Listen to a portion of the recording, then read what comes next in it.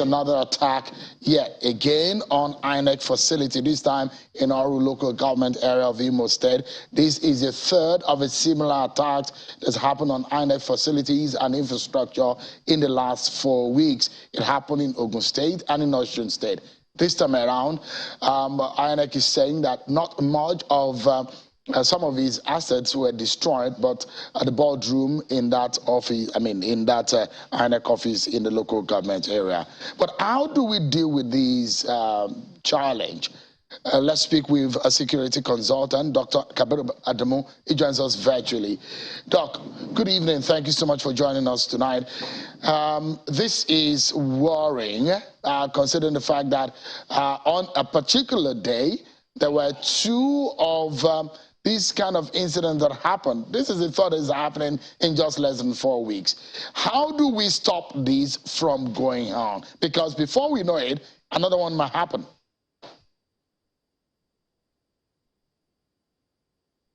Could you unmute, Dr. Adamu? Yeah, thank you very much, Sheung. Certainly, this is an issue that should concern everyone who wants to see a free, fair, and credible elections in 2023. And I think there are a significant number of us, Nigerians, and then, of course, members of the international community that are interested in seeing a credible elections in 2023. So we're very worried about this development. Now, I'll quickly mention what we know, and then I'll talk about what we need to do. What do we know? What we know is that assessments have been conducted, both by INEC, by the Interagency Consultative Committee on Election Security, as chaired by the Office of the National Security Advisor and the Inspector General of Police. And in all of these assessments, there is one thing that is common, that is the existence of non-state armed groups in virtually all parts of the country. Now, with the case of the Southeast, these non-state armed groups are many. The most common one is the indigenous people of Biafra and its armed network, the Eastern Security Network. Certain quarters believe that they're behind that attack. Now, as a risk manager, if I know what I'm facing in terms of what is likely to target a location, then I put in place control measures, mitigation measures, enough to prevent, enough to deter that likelihood of being targeted. Unfortunately, we haven't seen that. So in summary, what I'm saying is that we know the enemy, we know who is carrying out attack, but we haven't seen commensurate control measures in place to prevent that kind of attack. Now, there are 4 layers, a layered approach to preventing this type of attack.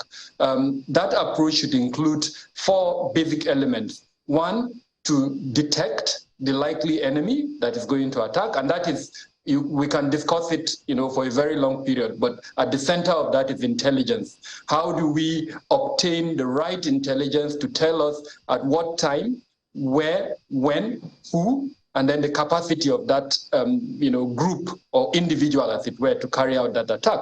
The second part is to delay that attack if it's about to happen. The third part is to deny it. In other words, what do we put in place in those INEC facilities to deny that adversary from having access to it? And then, of course, the last component is the response component. Even where, for certain reasons, if the enemy come with a lot of firepower, how do we ensure that there is enough reinforcement from surrounding areas to ensure that that facility is protected? So in summary, since this phenomenon started in 2021, I haven't seen these 4 layers in INEC facilities, unfortunately, I'm sure. Fantastic. The way and manner in which you are being able to summarize this issue and proffering the solutions. Now, so some people will wonder that Abeokuta and, in Ogun State and Osun State, these are relatively quiet areas in terms of insecurity that we have seen, and the activities, for example, that you have mentioned. Something must be wrong, because it's the same trend. Arson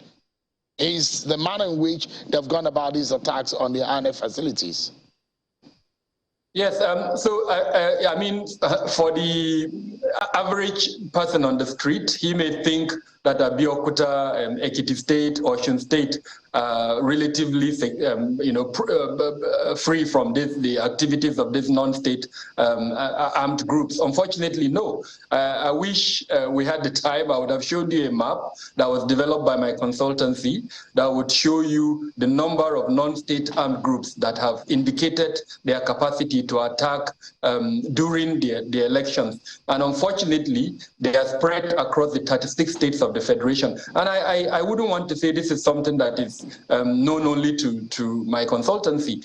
Recently, the Tony Blair Institute released a report, and they also documented that. I'm also aware that INEC Enterprise Risk Management Department is aware of the activities of this. Like I said, also the Office of the National Security Advisor, the Inspector General of Police are also aware of the existence of these non-state armed groups across the entire 36 states of the Federation and Abuja. So again, if we're going to take action, we must look at a holistic approach to identify the risk, evaluate those risks, and then put in place control measures. We have enough time between now and February to do that. I hope that we'll be able to use some of the wisdom that you have shared tonight, Dr. Adamu, for the authorities to be able to take action in some of what has become a worrisome trend in security of facilities of electoral process in this country. Thank you so much, Dr.